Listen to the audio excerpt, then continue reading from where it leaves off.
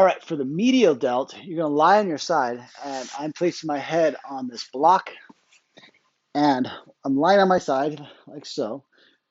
Bend your knees like I'm doing right here. Try not to keep your legs straight. Bent is best because it helps kind of like position your back. Place the arm that you're going to work on your side. I'm going to use my left hand to do this. Now, the medial delt is right here in the middle, and it comes up like so. Making a lot of noise with that thing. And it comes up here like so. So there's a couple things that we can do here.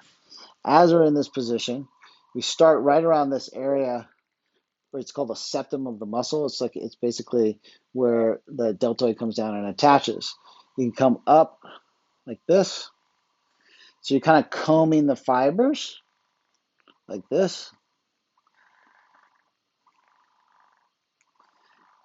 And you can also kind of do some cross fiber work like this across the fibers of that medial delt,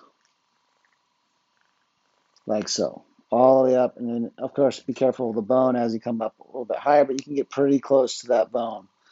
And you just kind of go around the shoulder like this. And you're getting a little bit of those posterior fibers too as you do this.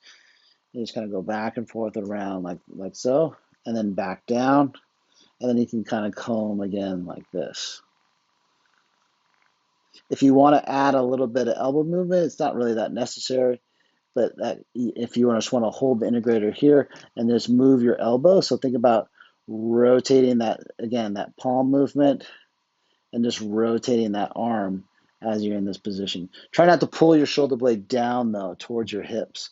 Let your shoulder blade kind of come up, and that'll actually stretch the delt out a little bit more as you're in this position.